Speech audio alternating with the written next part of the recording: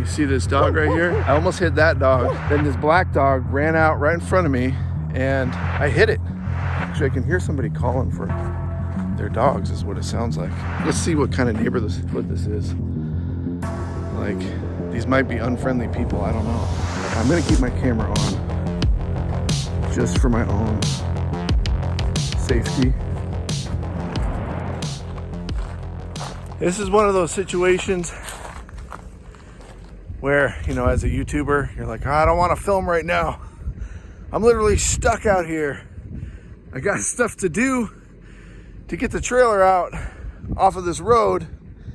And I'm like, I don't want to record, but I'm like, yeah, if you record it, you'll be happy you did later when you edit. So I got my shovel out and see what I have to do here. It's not really a big deal. This place is totally worth it. And coming in on this road, it really wasn't a problem. There's a few spots where it seems a little washed out, but I've hiked this road before, so I knew I could do it with the trailer. I got a low spot on the trailer, and you can see how high we are up here. That's about a foot from the bumper. So the bumper is not an issue. It's these things right here which are supposed to stop you from damaging the trailer. And you can see I've smashed mine. When I was learning how to tow a trailer, I did that in the driveway of the Thing. I don't even know what state that's in. Is it New Mexico, or I don't even know what state the Thing is at, but that roadside attraction, it's got a really steep driveway. And I smashed both of these. And I don't do that anymore. Now I really am cautious because I've banged up the back end enough times. Like I'm really cautious. So this side of the trailer is the low part. And just because of the way the terrain is here on this part of the road, this gap right here is about 8 inches. And you can see, we'll call this thing the scraper. See the scraper here, I mean, it's only 2 inches off the ground right now. It's a little hard to show you guys, but the main problem is the tailpipe. Well, the sewer pipe. So you can see I've already dragged it. It starts to kind of drag right here. So, I mean, you can see it's gonna scrape because as the tires go down, it kind of dips down right here. And I piled up a bunch of sand, which is helping, but it's not enough under those tires. So I backed up the trailer, put a bunch of sand there with my shovel, and it's better, but I'm gonna have to basically dig out like a little trench right here so I can get my tailpipe through here. And it's just gonna be a couple feet long and we'll be able to pass through no problem. If I don't take the time, then, well, you can see here, see, I was like, oh, I could get on the road here more, but then I'm gonna have to cut this bush off. And it's not a bad idea, but I'm just gonna dig this out right now because I got the shovel out, I'm ready to go. Watch, you know, slowly, while you're driving slowly, watch the back end of your rig, or at least where you know the low spot is, and that's where my low spot is that sewer pipe on the trailer. Then you're gonna damage things, and that sewer pipe is not something I want to break because I don't want to have to fix that. That would be a nasty, nasty job. You're going to see where we're going to end up. Coming up here in this video, we're headed to Quartzsite. Yeah, that was all I needed.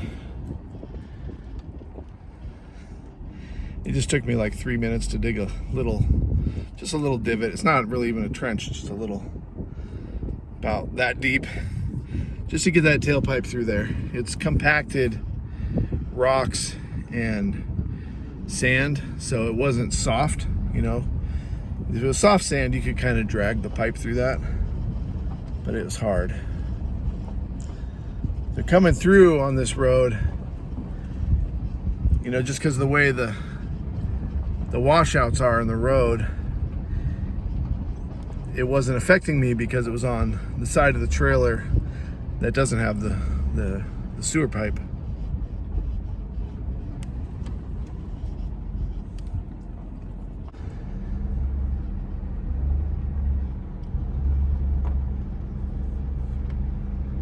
And what the crap is up with those gas prices in California. That's where we are right now. Luckily, last time I bought gas was in Arizona, and it's like $2.80, something like that. But here in California, it's $6. It's like $5.90. So we're gonna get out of California before we have to buy any gas, which is a good thing. But I had to do some measurements today to make sure I wasn't gonna run out of gas before I got back into, where are we gonna be? Arizona? I think we're going into Arizona next. Shoot, I don't know where it might be Nevada where we're crossing into. Wherever we're going, it's gonna be much cheaper gas. Like that's half price. It's crazy.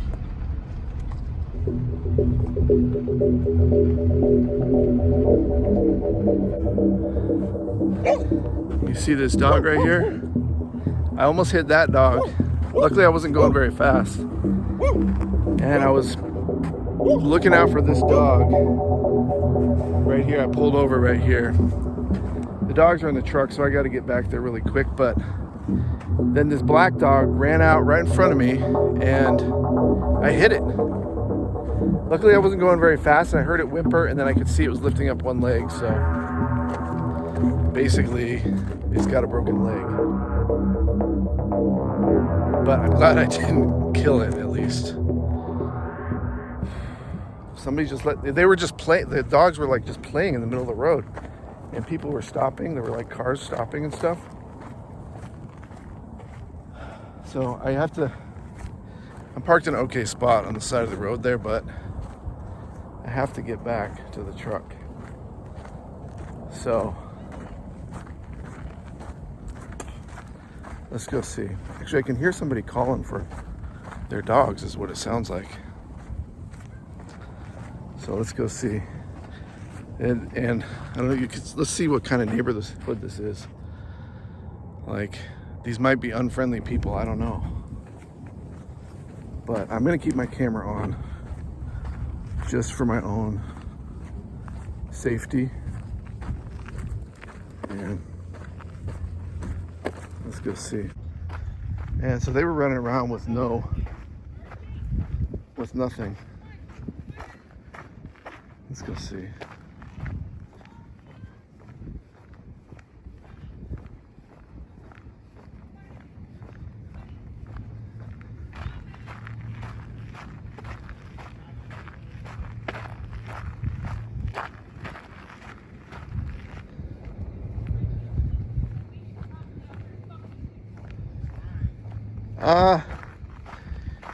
Your dogs were in the middle of the street running around. Thank you, we got him. Thank you. Yeah, I hit the black one. Yeah. I wasn't going very fast. But I was avoiding this white one. Thank you. I apologize. My kids let him out on accident. Okay. I'm gonna go check her. Is it? She was limping. She was limping? Yeah. Okay, I'll go check her. She just went in the house. Okay. So I'll go check her. Babe, I need your help. Come on, honey. Well, she's checking on the dog to see if it's okay, but it was limping. It was like holding its back leg up and kind of running on three legs. So I don't know what to do. I've never hit a dog before. Luckily, I was going slow. Oh man. And I had slowed down for the other dog.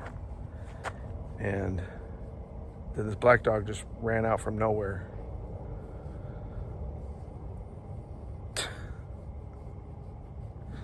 I gotta get back to my dogs because I think the windows are up. It's only been, I don't know, 8 minutes, 10 minutes or something like that. But here's what she said. The guy, I said, can I see her? And the guy said, oh, she just put the dog back in the cage. So I guess they didn't want me to see the dog. But the lady I don't know, seemed like she cared, like she seemed like she was being honest. They had a few dogs there. So, you know, I worry about that kind of thing. She said, well, it looks kind of just like road rash. And she said the dog was putting weight on the leg. Because I was worried that the tire went over the dog's leg, which would mean the leg is crushed. But if the dog's putting weight on the leg, then it probably didn't run the dog over. I just like brushed into the side of the dog. It seemed like I hit the rear end of the dog. And luckily, like I said, it wasn't like a strong impact because I was going pretty slow. So the impact probably is fine. I mean, that's all I can do, really. Okay, let's see how my dogs are doing.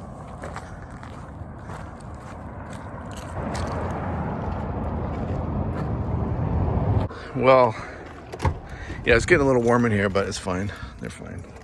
Good boys. Good boys. You guys, I thought we were going to have 2 extra dogs for a minute there. Okay, I'm going to get to a gas station and I'll fill you guys in on a little bit more of the story here. Man, that really sucked. All right, the truck's filling up right now. Hey, you guys, make sure you're subscribed to the channel. Hit that like button, let us know you're watching. We like to know you're watching. It's times like these that it is kind of nice to have a channel and be able to talk to you guys, tell you guys what's going on. Because that was messed up. That was really messed up. And, you know, I'm really glad that those dogs went back home. Because, and they went right back home. I mean, they were just playing in the middle of the street. The lady said, oh, they've never been out of the yard before. She's like, oh, my kids let them out. You know, which that happens. But they were just like the white one was like kind of standing in the middle of the street. And there were some kids on the other side and they were trying to call it across. And so I stopped and other cars were stopping. There were semis stopping. Everybody was stopping. And I guess I didn't stop, like I was still moving. And so I was going pretty slow. But this black dog just ran right in front of me. Like they don't know what cars are. Because I was going slow enough it could have avoided me, but it just ran. Luckily, it made it pretty much to the far side of the truck, so I just kind of hit it with the front tire or maybe the front bumper. The bumper on my truck is kind of high and the dogs are kind of short, so I feel like the tire is what hit them. But hopefully it just kind of threw the dog to the side, and I'm grateful anyways. But my first thought was, as I pulled over, luckily there was a good spot for me to pull over, and I'm like, oh my God, like these dogs are just running around out here. They don't have any tags on. What do I do? And so I was like, oh crap, I guess I'm gonna have to collect these dogs, throw them in the trailer, and now I have 4 dogs. And I don't know if you guys saw my video a few videos ago where I found a dead dog, and that's one of the things I said. I said, well, it was really sad finding this dead dog, and I said, the best I can do, the best I can hope for is that we'll find a dog that needs our help down the road, and then we'll be able to help it. You know, one that's alive. That dog was dead. So I'm thinking, it's like, boom, that quick, and now I'm gonna be a 4-dog nomad. Because it's like, you can't just let them run around out there. But luckily they ran back to the house, so I followed them to the house just a couple blocks away. And I hope that video turned out, me talking to the lady. I didn't record everything because she seemed decent enough, and I feel weird about recording people, you know. And I didn't ask, but it's like, I was doing it for my protection at that point. That's just, you know, that's why I did that.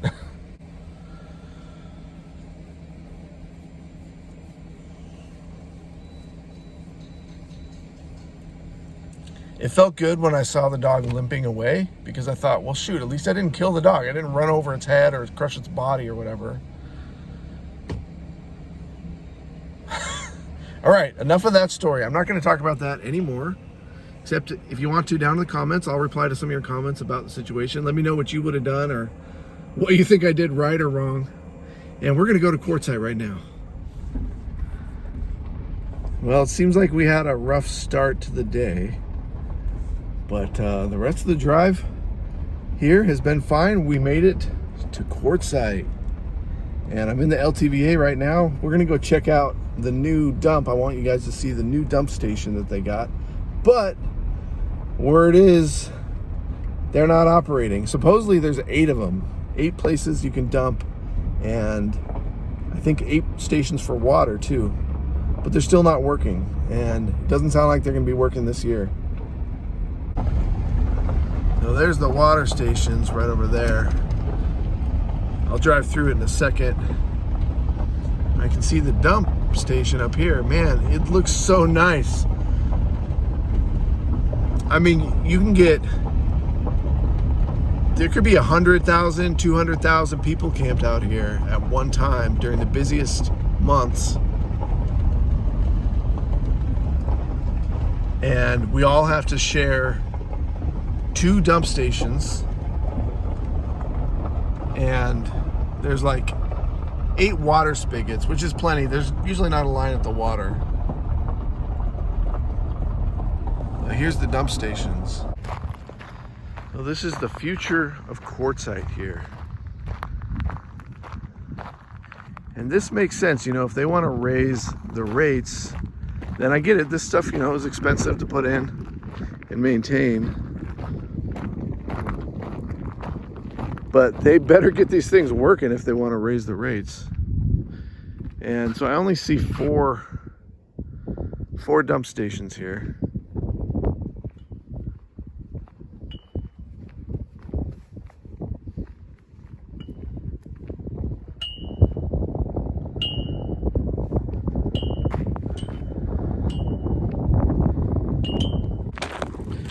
It's funny because there's no sign that says you can't dump. I wonder if anybody's tried to dump here. We are excited. This is gonna be fun. Fun times, you guys. I was talking to the volunteer at the permit station. Really nice guy. Man, everybody here is really friendly. But he said, go find your favorite cactus and it's yours. And that's really how you pick your spot out here. You just find your favorite spot. Find a new spot. Just pick a random spot. Try it for a night or 2. And that's your place. Like, that's your property. You can hope nobody camps too close to you, and you might get lucky and maybe nobody will. Now here's the water stations. This looks nice too, but these are not functioning.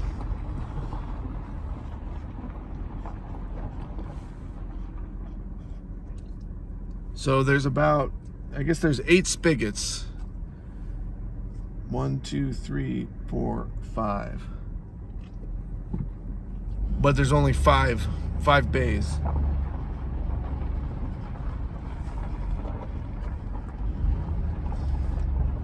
So across the way, there's 8 spigots and 8 bays. Yeah, I'm just trying to remember. And he said that's the only place for all the LTVAs in Quartzsite where you can get water. I know a lot of you guys know that, but you know, I've stayed here a couple years in the past, and I just wasn't totally sure if there's other places you can get water or not. And he said, yeah, the 2 dump stations over there, those are the only 2 dump stations for everybody out here. I mean, that's nuts. And so if you saw my my video that I did, where I did the Q&A about Quartzsite, and we were talking about the price hikes. I talked with a bunch of you guys, and some of you were saying, oh, it's fine to raise the prices. But here's the thing. They want to more than triple the prices, but there's 2 dump stations for hundreds of thousands of campers at one time. That doesn't compute. Like, it's just not logical. It doesn't make sense. It's not fair. It's not fair.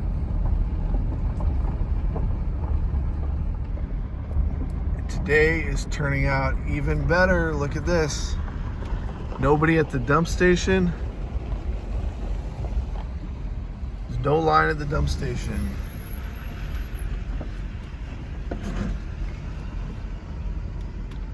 Very cool.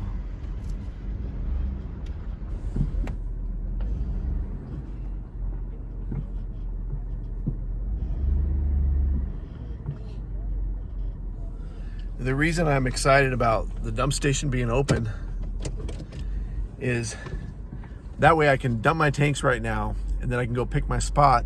And if I like my spot, I can stay there I can stay there for as long as I want now that I got my permit. And you know, I can be there for a couple weeks before I have to dump my tanks again. Otherwise, like, I'd pick my spot, and then tomorrow or the next day or something, I'd have to come back to the dump station to dump my tanks. So I'm going to drive around after I dump my tanks here, and I'm going to go check out the other LTVA areas, and then I'm going to pick my spot, and I'll be able to be there for 2 or 3 weeks until my tanks are full.